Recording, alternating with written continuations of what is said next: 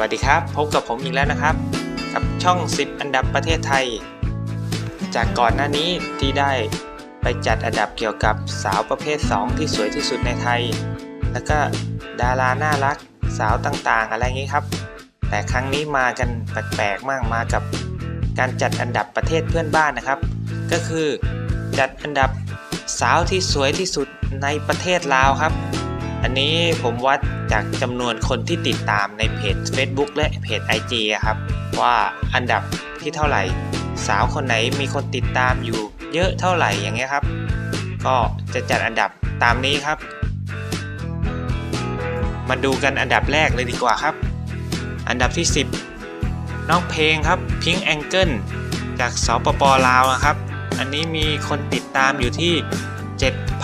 7,250 คนครับน้องคนนี้ขาวมากเลยครับดูจากรูปท่าทางนะครับแต่บางทีประวัติผมก็อาจจะไม่ทราบเท่าที่ควรนะครับเพราะว่าเขาใช้เป็นภาษาลาวกับภาษาอังกฤษนะครับ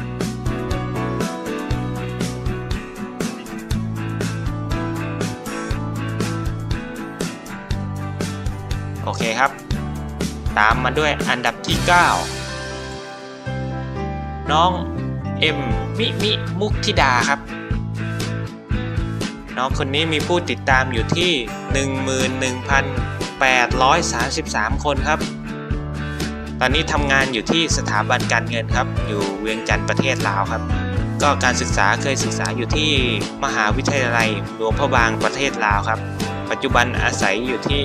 ชัยบุรีครับประเทศลาวเหมือนกันมีผู้ติดตามอยู่ที่ 11,833 คนต่อมาอันดับที่8ครับอันดับที่8น้องกิ๊บครับคนนี้มีผู้ติดตาม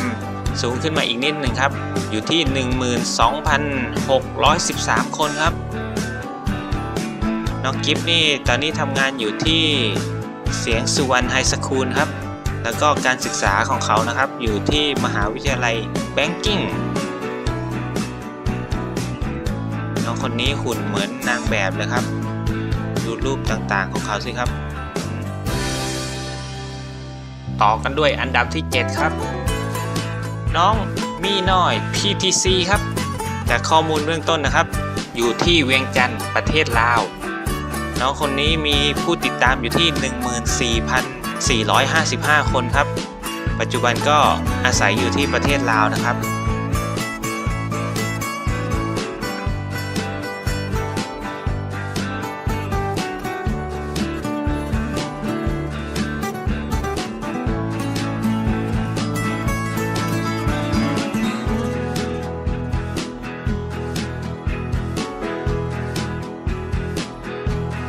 อันดับที่6ครับ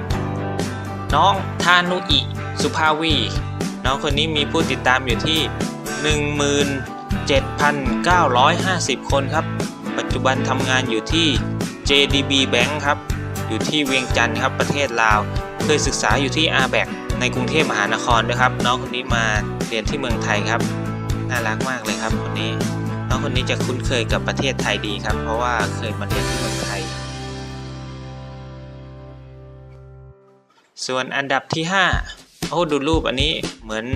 ถ่ายภาพยนตร์เลยกับน้องโฟนสุดาศรีสมบัติเคยศึกษาอยู่ที่โรงเรียนสอนภาษาลาวอเมริกันคอลเลจครับน้องคนนี้มีผู้ติดตามอยู่ที่ 18,215 คนครับ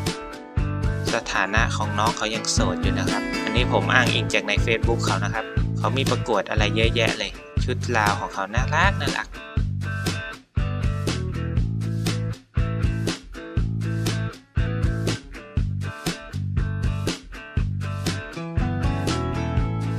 ตามมาด้วยอันดับที่4ครับน้องปูเป้พัฒมาวงศ์น้องคนนี้ศึกษาอยู่ที่ Banking Institute ปัจจุบันมีผู้ติดตามอยู่ที่ 19,425 คนครับ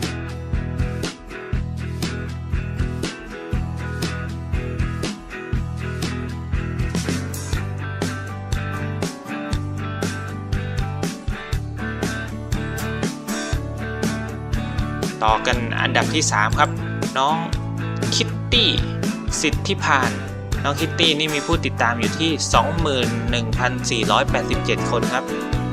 เขาอัปเดตสเตตัสว่าทำงานอยู่ที่ Instagram ครับ เคยศึกษาอยู่ที่อาแบกครับอาแบกประเทศลาวครับน้องคนนี้มาด้วยชุดคล้ายๆชุดของไทยเราเลยน่ารักมากครับ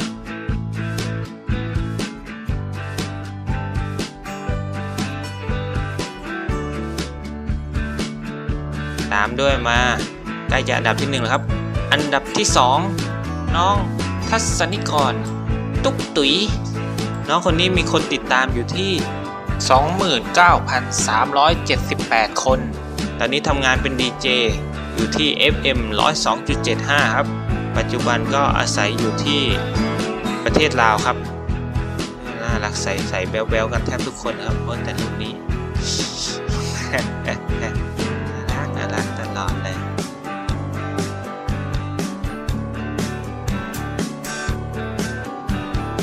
ส่วนอันดับที่1ครับเป็นใครไม่ได้นอกจากน้องจันดิลาสิบพไสคนนี้มีผู้ติดตามเยอะมากครับอยู่ที่ 123,224 คนมีคนติดตามเยอะมากครับ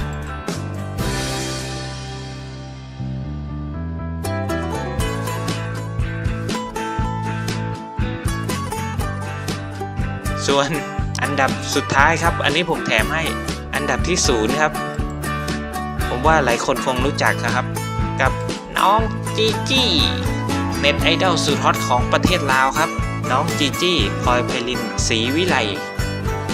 น้องคนนี้น่ารักมากเลยครับสาวน้อยวัย18ครับเป็นลูกครึ่งลาวกับเวียดนามครับพ่อเป็นเวียดนามอาชีพของพ่อเขาเป็นนักธุรกิจครับแม่ก็เป็นชาวลาวที่ทำธุรกิจเหมือนกันเป็นธุรกิจเกี่ยวกับจิวเวลรี่ครับความสามารถพิเศษของจีจี้นะครับก็มีทั้งการออกแบบต่างๆครับเพราะว่าเขาเรียนอยู่ที่สถาบันดีไซน์ในประเทศอังกฤษดูหน้าตาของน้องเขาน่ารักมากเลยครับคนนี้มียอดติดตามใน IG เกือบ 300,000 คนเลยครับก็ยอดที่มีคนถูกใจนี่โอ้โหสูงมากเทียบเท่ากับซุปตาในเมืองไทยได้เลยและล่าสุดนะครับเขาได้ฝากผลงานไว้ในเมืองไทยด้วยนั่นก็คือพรีเซนเตอร์อาหารเสริมให้กับโดมปกรณ์ลำนั่นเองครับดูรูปเขาโอ้โห